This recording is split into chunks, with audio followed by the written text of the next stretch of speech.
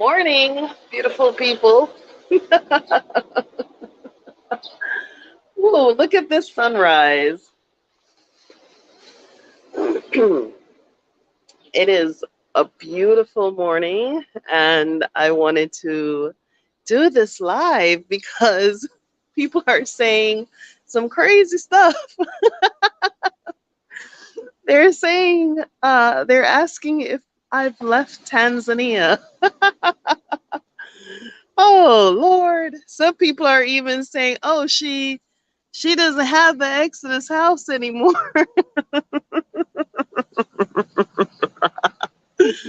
Oh Lord. I'm thinking I should end this and start again because I'm laughing too hard at the people who are expecting bad things and bad news and are saying a lot of negative stuff. But okay. All right. I'm going to stop this and start it again. I'm laughing too hard. Not because someone is quiet or taking a break means it's the worst, right? Why is it always the worst and not the best? I went as far as posted the video of my 2 year anniversary in Tanzania, and people are still asking if I'm here. Yeah, I'm here. I'm here. The house is here. We are here. We're here together working on plans. From the beginning, when I started this company at the beginning of the year, I said I will not be able to invest the same amount of time in in uh other things other than the company, and I couldn't have both, and I needed that time to reset. So let me find a corner over here. it the Let me find a corner, but just so y'all see, we're here where this is the cliff. Okay, it's the same place, and I'm so sorry for those of you who are getting the impression that I'm no longer in Tanzania or I'm not in Africa. I apologize for that. But sometimes you just really have to do the work. And the truth of the matter is, I couldn't have both. I couldn't have a I couldn't develop this company. I couldn't prepare the government documentation. I couldn't travel how I was traveling every day, um, and film and deal with people coming. I couldn't do both, and because I couldn't have both, I had to prioritize what was most important and what was more valuable at that point. So I'm sorry to you know uh, make give people the impression that I was not in Tanzania or not in Africa. And so many people have asked, do you still have the Exodus house and all of this stuff? And I don't know, why wouldn't I? Why wouldn't I be in Tanzania? Did I say, or is there anything that happened why I wouldn't be here? I'm here. I'm here.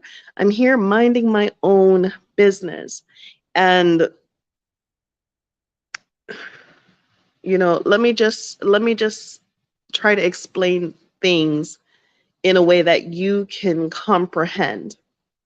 So in the months before COVID, I went through a completely like upheaval process. Thank you, Alan.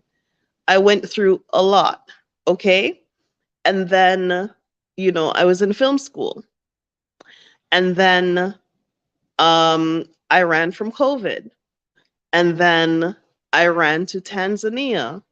And then there was just so much. And I've documented the channel. I did not deliberately create a channel to say, I'm going to Tanzania, I'm going to start filming, I'm going to tell the whole world my story, I'm going to make this amount of money, and it's going to take care of me and my child, and I'm going to find a place, and I'm going to bring people, and all of this stuff. None of what you have seen me live through in the past 2 years was planned. I had zero expectations for my YouTube channel. What I was trying to do was to tell family and friends, or show people in my Facebook group or people on Facebook that I've had for years who knew I was going to Africa at some point in time. You can, if you're a friend of mine on Facebook, you can go all the way back from the very beginning. All I do is write about Africa. I have a page on the history of Jamaica, and I trace ethnic groups of people who are in Jamaica, from the Igbo, the Yoruba. I have all of those people on my on a Jamaican page that I created called the Real Museum of Jamaican History. So this is not like a I'm going to Africa because it's COVID. This is a life plan. So when I got here, all of these things were just going like really, really quickly, right? After the first couple of videos that I put up, people started messaging me, people who were here. Do you know of anywhere we need to move to Dar? You seem like you're moving around very okay. Can you help us? And I started to help people to find a place with no money. And the reason why I did it that way is because I was in film school and I had obligations, and I had small films that I edited, and small commercials and things like that that needed my attention, and I did not want the this thing that I didn't know what it was to distract me from what was bringing in the cash to pay my bills and feed my kid. So I needed to I needed to kind of like, okay, I'm not dependent on this for money. I can just do this and help people, if I had the time to do it. And then I found the house. So I found the house within a month after being here. And again, I was still in film school. And again, I was, making a lot of sacrifices on my part, and, and putting time into this project.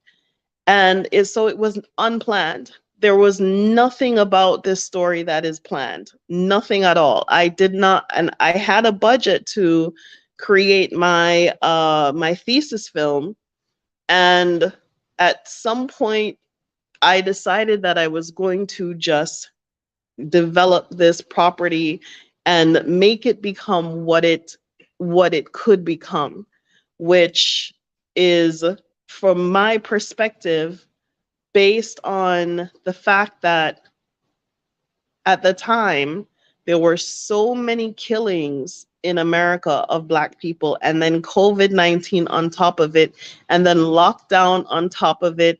And then, it was just evident to me at the time that African Americans were being genocidally removed from the United States. That's how I felt. And so I came and I found this place, and I was in construction. I was in construction for 9 whole entire months. Okay. And in film school, while in construction, while the mother of at the time, 4.5-year-old, JoJo's now 6, and, trying to navigate a new country in a place where I don't speak the language, and trying to figure out, okay, Renee, where do you get food? Where do you buy this? How do you do that? And so, I was just going down this rabbit hole of doing, being busy, right? Thank you, Adhan. Yes. So I was just in this rabbit hole of like doing, and going from place to place to place to place to place. And I never got the opportunity that I gave a lot of people. I never got the peace and the space to sit back and let my brain process what I just did. It never happened. I never got the time. I never got the opportunity for self-care. I never got the opportunity for self-reflecting. My energy was going out. It was going into people. Everyone that got on a plane to come here, we had to prepare them from there of what they were going to experience when they came here. We had to prepare them when they got here, what the things that they needed when they got here. Maybe they needed housing, maybe they needed food, maybe whatever it is. And my energy was going out in a lot of different directions. It's going on JoJo. It had to go on the house. This house requires a lot of maintenance. It is a huge, huge property. Um, we're almost on 4 acres of land, half of which is on the beach. And that requires a lot of like maintenance. We have the guys, and then we started this company. So I could not, on top of all of these things, also, you know, also continue the kind of relationships that I had built and the kind of way that I had set myself up. I had to reset myself. I had to stop the spinning. I was just spinning, right? And I'm the kind of person, I definitely believe in going to yes, innocent Christian says, let me see. I want to put this up. I don't know how to put this, but Innocent Christian says what he discovered is Jamaicans can survive easily in Africa compared to African Americans, and that is a sad truth. It has nothing to do with um, I don't even know how to explain it. So I hope people don't take this as a Jamaica versus America thing, because people always try to like misconstrue the things that I'm saying. No, what it is the culture. So we are Jamaicans, people who are born in Jamaica and raised in Jamaica. We are accustomed to not having water. We're accustomed to not having electricity at times. We're accustomed to not getting everything that we want. We're accustomed to a more arduous kind of lifestyle. And so that breeds into us this kind of durability. Like if you can survive a place like Jamaica, you can survive anywhere. You can survive in New York, you can survive in Japan, you can survive, but we're particular in tuned to the kind of shenanigans that you will have to deal with in Tanzania, right, or in Africa in general. It is not an easy place. This is what I will tell you, but you do need a support system. It is a fact, okay? And we Jamaicans are accustomed to surviving without any kind of support system. If you took us to the moon, we would probably find a way to breathe, because the country and the culture is so very difficult there that we have to find a way, and our brain is hardwired and equipped to that kind of life, right? This is not to say that African Americans cannot. There are some African Americans who are here, who are still here, who have experienced, life in some ways, and some people have that mental fortitude, and some people have a support system. So this is not a Jamaica versus American type of thing, right? So I'm just doing this live. I wanted to give like 5 minutes. It's Sunday morning here at 7:20 a.m. I'm in the Exodus house. I'm not nowhere else. Okay. I thought posting the video of our 2-year anniversary showing that we were at the Exodus house was enough, but it was not. Some people were under the impression that I don't know what they were under the impression of, but I am clearly in Tanzania. I have not left Tanzania. Thank you, Alan. Yes, it is spectacular. We've done some weddings, we've shot commercials for major telecommunications. So as far as an event space goes, it's thriving, it is doing well. Um, and then in December, we are hosting the IFA in the East festival, which is bringing a lot of Yoruba culture, and we're bringing in IFA spiritual leaders into Tanzania. And what that is going to do is to provide an opportunity for people who, they want to visit Nigeria, or they want to travel for religious reasons, but they're afraid, they don't know where to go, they don't know who to go. This is a familiar face, it's a familiar space. This is not as strange as it would be if someone wanted to travel on their own to Nigeria. So it's going to be a 2-weekend festival for 2 days each. So we have the 9th to the 12th, and we have the 16th to the 19th. So people would choose from either of those days, right?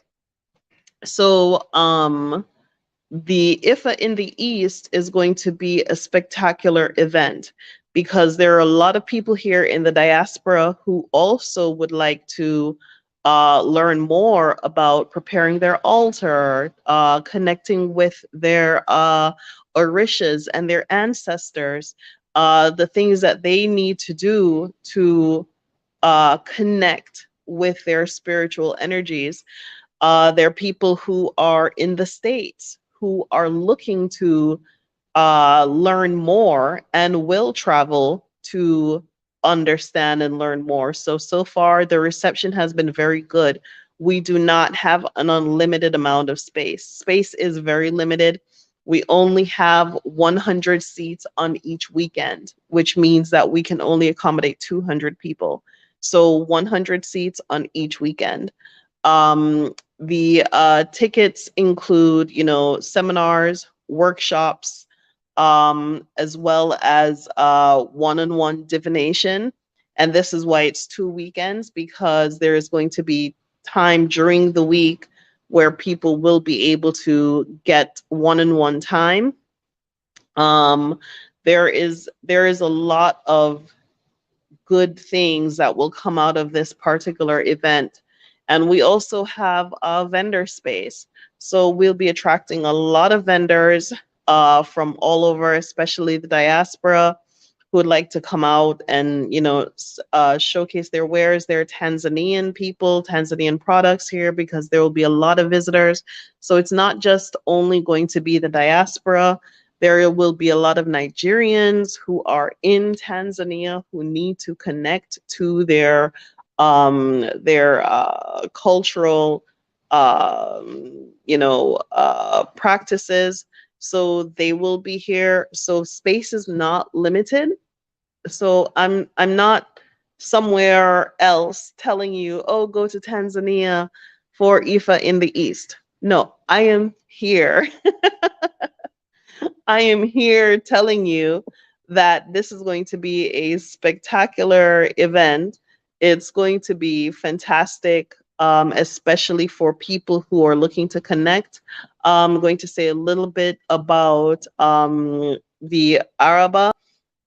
So Araba is the spiritual leader of Oshogbo, which is the capital of Osun State. So when you hear about the Osun Festival and you hear about the Osun Grove, um, thank you. Thank you, Amelia. Yes, so when you hear about the Oshun Festival and the Oshun Grove, it is the Araba who leads the Oshun Festival, and it is his family bloodline that helped to establish the town of Oshogbo, and that is the capital of Oshun State, which means that they are strongly connected to the Oshun River and the Oshun pantheon of belief systems through Ifa. So there is a lot to learn. There is a lot to see. There is a lot to know. This guy is huge. He is not just some little guy that you find on the street. Um, if you are a person who is interested in learning more about Ifa or initiating into Ifa or connecting to Ifa or connecting to Yoruba or your African ancestry in a colonized worship system, this is definitely going to be the event for you. So Ifa in the East, like I said, we have limited space. Baba is well sought after. His time is limited. He's a well-known author. He's always on the run, traveling all over the place. I couldn't get him until December. So luckily for us, we were able to get him at a specific time because one, he's never been to Tanzania before, and two, because I'm here. Cha-ching, I'm here. Yeah, that's what I wanted to talk to people about. I mean, I needed to take some time for myself. And I said from the beginning when I started this company, I will not have the time to do the things I used to do and go the places I used to go. I cannot invest that kind of time. And unless you have started a company in a foreign country, you won't understand anything about what I'm saying. You won't get it, right? But my time is very limited at these days, so I have to choose carefully what I'm committing every single minute of my time. It's now 7:28. I have to eat breakfast at 7:30, so I have 2 more minutes on here. So if anyone has any questions for me, um, if anyone would like, me to answer any questions in regards to the IFA in the East or anything else, just go ahead and let me know. I have 2 more minutes, but we started this company. There are amazing things happening, and yes, I think I'm ready now to open the floor to new investors, because every investor that invests in this company requires a certain amount of time. Okay. They require a certain amount of time. So I have to give meetings, and I connect on, we have our own group where we discuss the things that are happening here in the country. And as far as the business progressing goes. So I commit my time to the people who have invested in the company. It means at some point in time, they believe in me and they trust me and they trust what I'm doing. And I do everything to continue to earn that trust by providing information and transparency. When they come to Tanzania, we still have to process them because investing in this company for also opens them for residency. So when you invest in our company, you get your residency in Tanzania. Of course, you have to pay the Tanzanian government fees and things like that, and there is a lot of research and a lot of information to gather and put together.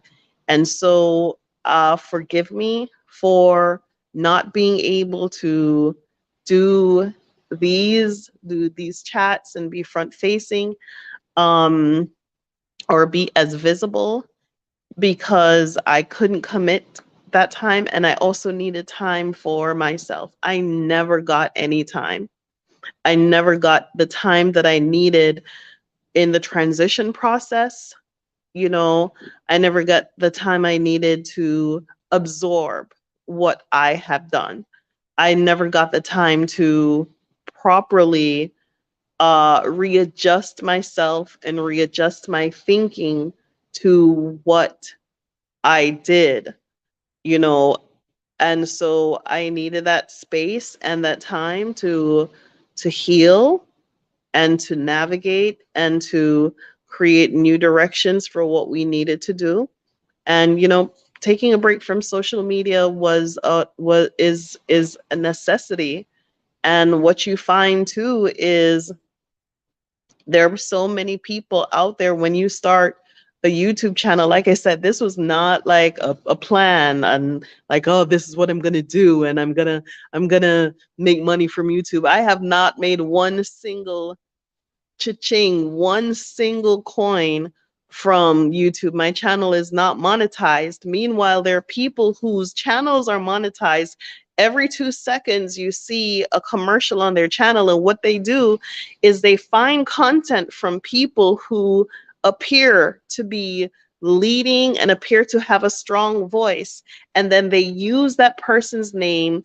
They take their videos and they make recordings over them, and they talk over everything that they have to say, and they re-edit and they reconstrue the things that your message is. And so I felt like I needed to take my voice away from this platform and away from the people who only saw it as something that they could use to profit on, and they can reimagine and re-engineer and edit content that you put out, and thoroughly unfair and totally within their maniacal scheme of things, which is to make money off of YouTube. They can sit somewhere in Europe or in America and just lay back and slay people and attack people for no reason. Meanwhile, you have never seen on this channel me attacking anyone else. You have never seen me take someone else's content. Why would I do that? Why would I take someone else's voice and physical appearance that God gave them and put it on my channel to try to attract their viewers and put my voice and misconstrue what they were saying just so I can get 1 and 2 little coins off of YouTube? And then there's the multitude of people who were following these Pied Pipers like lemmings over the cliff. And and so they have developed this idea and this attitude in their head of who I am and what I'm about, and so they can be ready to punch me or knock me down verbally or psychologically, whether it was online or in the streets. So I had to take my presence away from all of this rubbish, because I put a lot into myself. It is not hard. Let me tell you something. I was born in Jamaica and I went to the States when I was about 8. We lived in Miami, then we moved to the Bronx. Okay. And the Bronx, I'm not talking about, the Bronx is no easy place. The Bronx has a reputation. It's no easy place to live. I went from there and I went back to Jamaica to go to high school. Jamaica is no easy place, right? And I resisted all of the things that were available to me in the streets. I resisted all of the things that were available to turn me or trick me out or put me into any position that would demoralize me or dehumanize me or devalue me as a woman. I was never no strip dancer. I was never on drugs. I never took drugs. I never sold drugs. I never was with anybody who was with drugs, right? And being a Jamaican, that is a real thing. Okay, I went back to New York. I remember when I was about like 19, I was in school full time. I was at Monroe College. I studied hospitality management and the culinary arts after getting my certificate in travel. I remember going to Manhattan every day to catch the train, getting up at 4:30 a.m. from the Bronx at where did we live? We lived at 220 East 221st Street. getting on the number 2 train, going all the way down to catch a shuttle and to get to Grand Central, and then taking the Long Island Railroad out to Garden City in Long Island. And every single morning in those cold, dark mornings, I was the only Black Jamaican woman going the opposite direction. Everybody else was going north. There were housekeepers and nannies going north to Westchester County so they could clean some houses, so they can do everything, because they did not invest in themselves and level up to the things that they needed to do to get to where they needed to go. Am I knocking them? No, but what I'm trying to say to you is that from the beginning, my mind is set that this is a particular business that I know that I want to be involved in, and I know how to do my thing. I never followed the crowd. The crowd followed me. So I was going all the way to Long Island, and I worked like a dog to make sure that no one ever had to come and visit me anywhere. No one ever had to put anything in any commissary for me. No one ever had to do any of that stuff for me. Okay, I worked really, really hard. And for me to come all the way to Africa, and then people make lies that this happened to me, and she's this kind of person, she's that kind of person. Where were you when I was investing in myself? Where were you when I was scraping and scratching? Where were you when I was standing out in the snow 6 feet trying to get to work? Where were you when I had to bust my tail just so I didn't have to do the things that other people were doing, so that I didn't have to hustle drugs? What, am I such a phenomenon to you that you have to take the things that comes out of my mouth? You have to take my energy and my strength and recook it to try to look like a man? So I wasn't giving my energy and my strength anymore to this platform, not from that perspective. And yeah, I came on here and I made this live because now these same people are cooking up that this happened or that happened or maybe Listen, the thing I don't do is gossip. I have no room in my universe for that. I don't even watch soap operas or telenovelas because there is enough drama happening in my own life. I don't need all of that spectacularity. Okay, because I'm spectacular myself. I can make this whole channel just about walking around this entire house morning, noon, and night, and I'll still be okay because I've never made a penny off of YouTube. YouTube does not feed me. Okay, I have other means and other ways. Don't worry about me. Worry about you. Worry about your family and your kids. You sit there, make videos, and talk about my child? My child. You made videos about my child. And that's where I drew the line. I was like, no, no, no, no. So I reserve the right to be silent. I reserve the right because I fought the good fight. You made the sacrifices that I made, the things that I did for my community,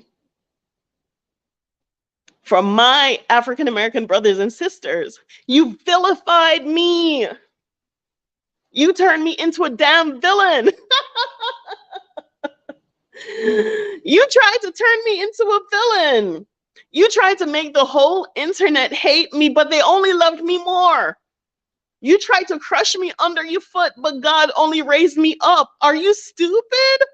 Do you not know whose I am and who I belong to?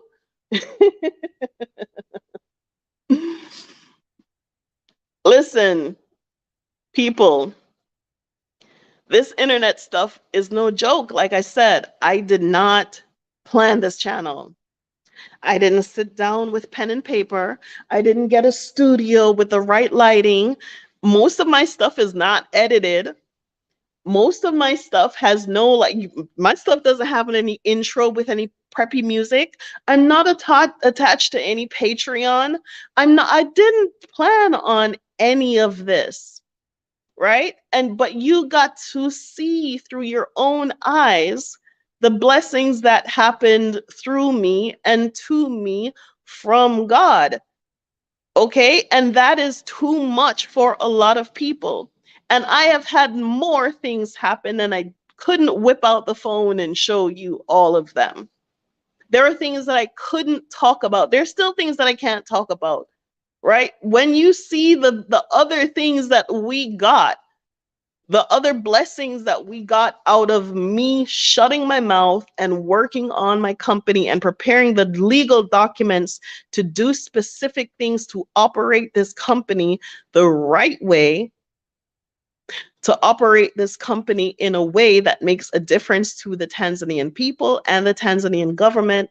When you understand what I had to do, you will understand, okay, she needed some time, right? So I didn't start what I started just to be in the current. I started what I started to make a legacy. I started what I started to build a name. I started what I started to build a platform for how we, us, who are like-minded, who are interested in investing in Tanzania, how we can do that through this company. It has to be on strong foundation. It's not going to be overnight. It's not going to be it's not going to be a quick thing. The company development strategy that we have is going to change lives, not just mine, not just in this generation, but generations to come, because I'm talking about utilizing a commodity for the development of the nation rather than taking out the wealth and sending it back, which is the easiest way to do things. It's the easiest way. That's why they do it. Okay. From time immemorial, white people, Europeans, have been coming to Africa and the Caribbean and even Latin America, taking the resources out, sending it back, processing it, and then sending it back to the continent. I am not interested in doing that. I am not interested in doing that. I come from a sugarcane family. That is our history. They buy the sugarcane, they sell it to Europe, and they process it, and they bring it back to Jamaica and sell it as sugar and rum or whatever. And until we started processing our own things, did we actually start to see any wealth? I am not interested in doing anything other than seeing wealth for not just myself, but also for Africa and those people who have invested in our company. That is the only thing I'm interested in doing. I'm not interested in exploiting people. I'm not interested in exploiting Tanzanians. I'm not interested in exploiting Africans.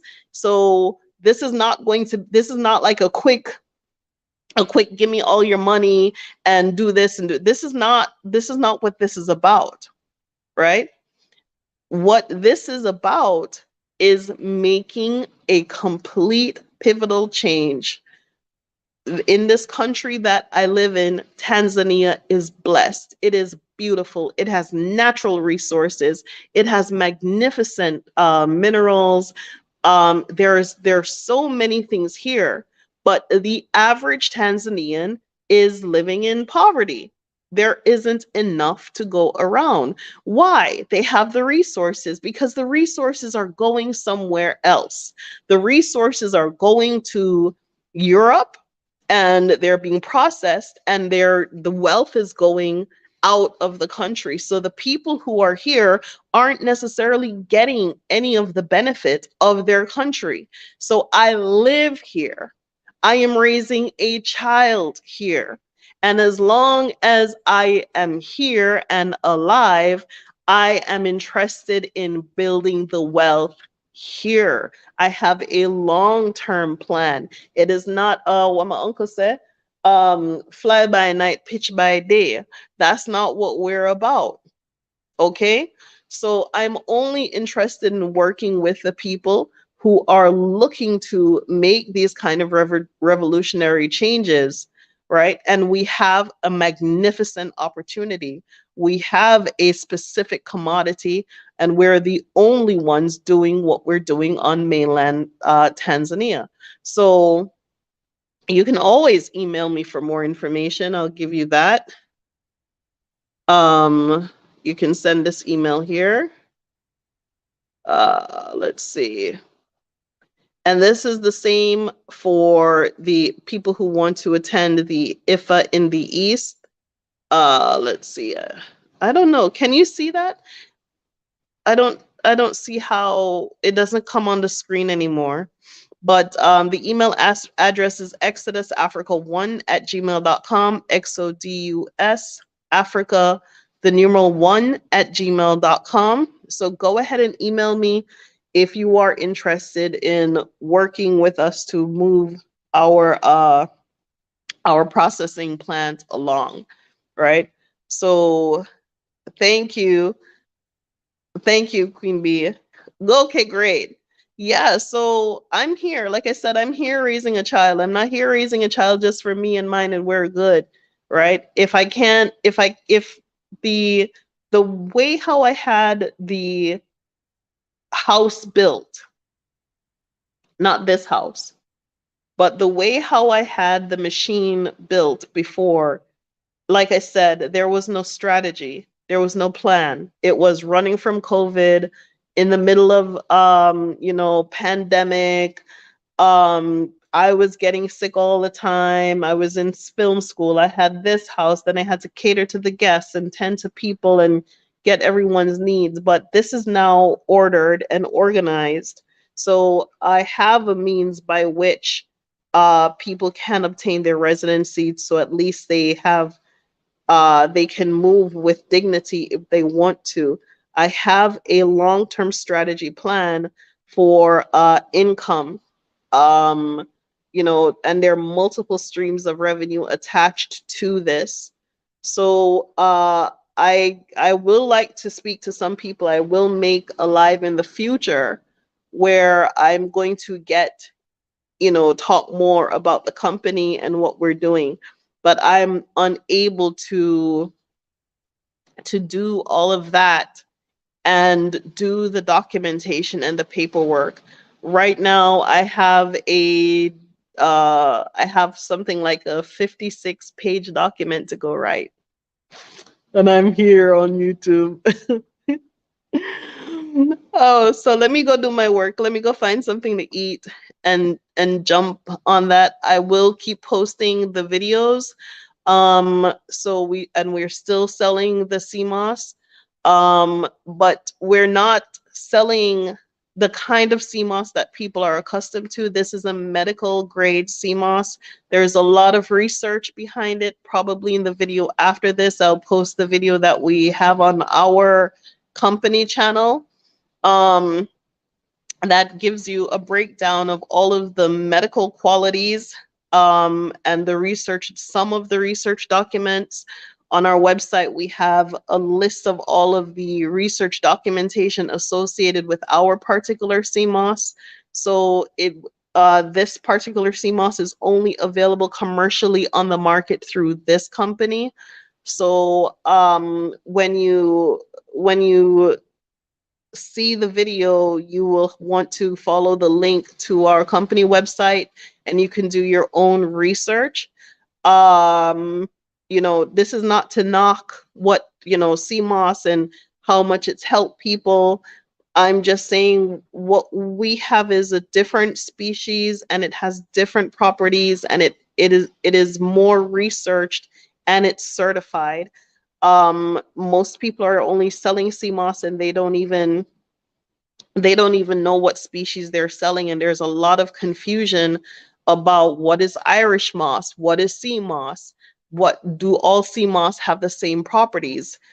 Is it wild? If it's wild, is it good for you? If it's wild, is it better for you? So there are a lot of unanswered questions surrounding sea moss. What we have available now is not farmed. It is wild sea moss. and we have all of our licenses, we have all of our documentation in place to get everything through the door. So this particular CMOS is something you'd want to use if you're fighting serious illness. It has been tested against COVID-19. It has a lot of sulfated polysaccharides, which has been proven to repel HeLa cells. It's been used in so many different studies, from pneumonia to HIV. It is very, very well scientifically documented and researched. So it can only be good for you. So I'm going to post that video next, and the link to our company website where you can see the research documentation associated with the CMOS. So yeah, I am here. Let me give you a little tour. Since some of y'all, are you at the Exodus house? Yes, I am. There it is. Okay, the ironwork is unmistaken. Okay, there it is. It's still, I'm here. Okay, so don't let nobody tell you anything, and please don't ask me anymore if I'm still here, because I am here. Okay.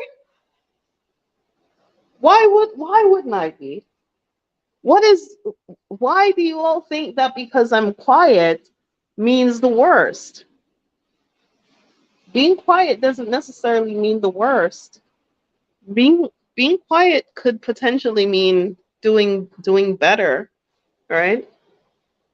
So, I'm just kind of like a little puzzled. And we have an Instagram page for the event activities. It's at Beach Villa Venue.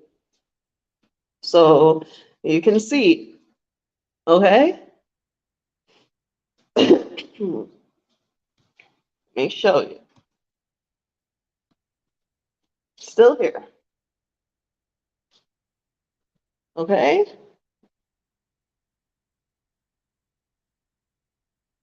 All right.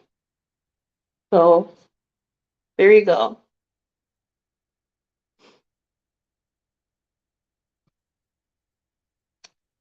Here. Okay, y'all. Thank you. Thank you, Luliska.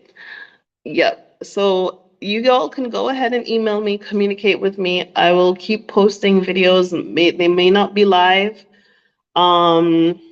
because like I said, I have other commitments at the moment, but I have videos that I've made for our company that discuss the CMOS. And then if you're interested in communicating, investing, coming to the IFA in the East, if you're interested in purchasing the CMOS, go ahead and use the email address. We're still here. This is going to be a spectacular event in December. The door. Okay. Oh, someone came out already. So yeah, so we have enough space that we can accommodate tents.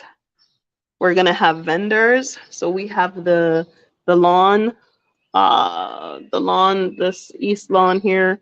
We're gonna have vendors. We're gonna have space for the children. The tent for the conference is going to be in the front. We only have space for 100 people because obviously we have you have to have like a limited restriction. So only 100 people for the conferences and the events. But there will be other activities that will be happening here. So that will be the weekend from the 9th to the 12th, and also from the 16th to the 19th. All right. So email me. Let me know how you feel about this. And I'll see you guys soon. Bye-bye.